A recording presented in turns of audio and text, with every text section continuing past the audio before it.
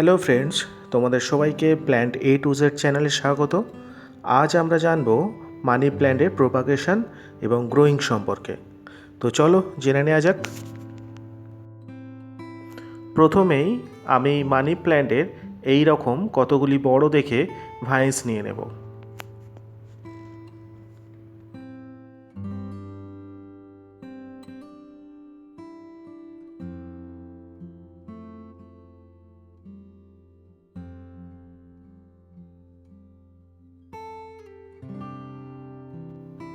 এখানে লক্ষ্য করে দেখো, প্রতিটা ভাইন্স থেকেই কিন্তু ছোট ছোট রুটস ডেভেলপ করেছে, আর সাথে সাথে প্রতিটা লিভসও বেশ ফ্রেশ আছে।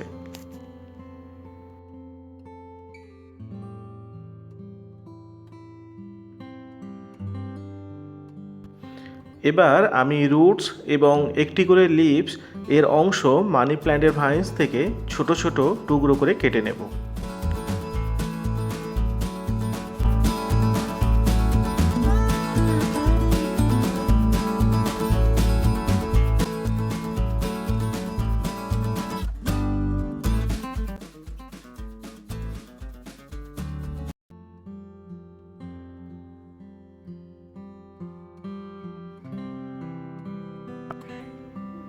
এবার ছোট ছোট করে কেটে নেওয়া টুকরোগুলিকে একসাথে করে নেব।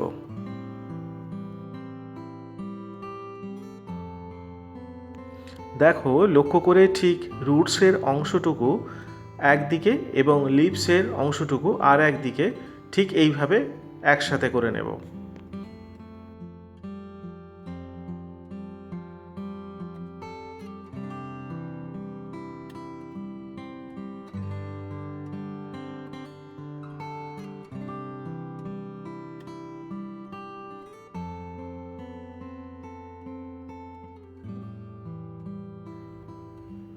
এগুলিকে একসাথে করে নেওয়ার পর পড়ে থাকছে এই ছোট ছোট মানি প্ল্যান্টের কেটে নেওয়া অংশগুলো। এগুলো কোনো কাজেই লাগবে না, কারণ এগুলোতে দেখো লক্ষ্য করে যে কোনো রুটস বা লিভস কিছুই নেই, তাই এইগুলো থেকে কোনো রকম গাছ ডেভেলপমেন্ট হবেও না। এবার আমি এরকম একটা কাঁচের জার নিয়ে নেব, যেটার মধ্যে ট্যাপ ওয়াটার আমি নিয়ে নিয়েছি আগে থেকেই। এবার এই ট্যাপ ওয়াটার ভর্তি জারটির মধ্যে মানি প্ল্যান্টের কেটে নেওয়া টুকরোগুলি আস্তে আস্তে করে একসাথে এর মধ্যে দিয়ে দেব।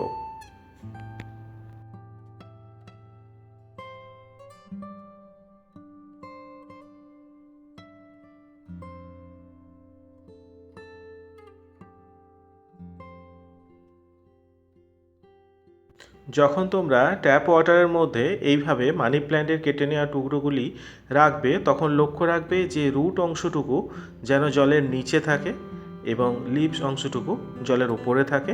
ঠিক এইভাবে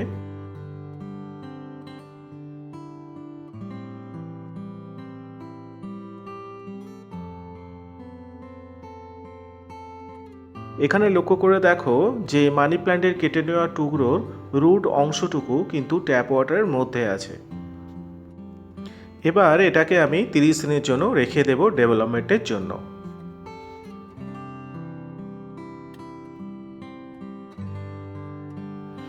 30 দিন পর লক্ষ্য করে দেখো যে কতটা রুটস ডেভেলপমেন্ট হয়েছে। এখানে নতুন রুটসও যেমন ডেভেলপ করেছে, তার সাথে সাথে নতুন লিভসও ডেভেলপ করেছে।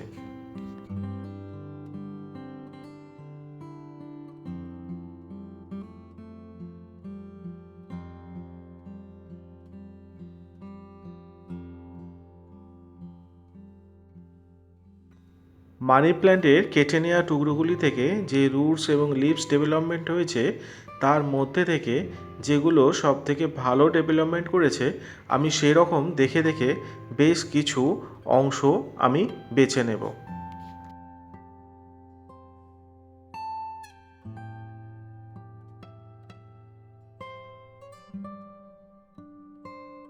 কেটে নেওয়া টুকরোগুলোর মধ্যে থেকে যেগুলো ভালো ডেভেলপ করেছে, সেই রকম বেছে বেছে বেশ কিছু টুকরো আমি একসাথে করে নিলাম।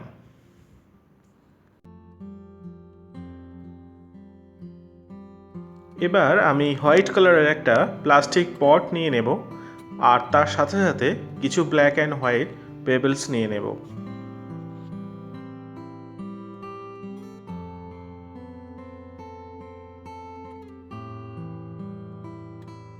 পটের মাঝখানে মানি প্ল্যান্টের ডেভেলপড যে অংশগুলো আমি আগেই বেছে নিয়েছিলাম সেগুলোকে মাঝখানে রেখে চারপাশ দিয়ে ব্ল্যাক অ্যান্ড হোয়াইট পেবেলসগুলোকে আস্তে আস্তে করে এইভাবে রেখে দিলাম। এটা তোমরা ডেকোরেশনের জন্য ইউজ করতে পারো। সাথে সাথে মানি প্ল্যান্টগুলোকে যাতে ঠিক জায়গায় রাখা যায় তার জন্য এই পেবেলসগুলো আরও দেয়া হলো। আস্তে আস্তে মানি প্ল্যান্টের লিভসগুলোকে একটু স্প্রেড করে দিলাম যাতে দেখতে ভালো লাগে। এবার একটি গ্লাসে ট্যাপ ওয়াটার নিয়ে সেই ট্যাপ ওয়াটারটি আস্তে আস্তে এই পটের চারপাশে অল্প করে দিয়ে দিলাম।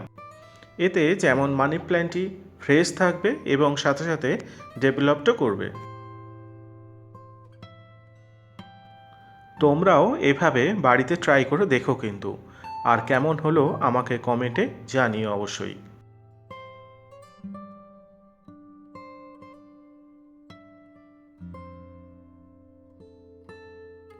তাহলে আজ এটুকুই। ভালো থেকো সবাই।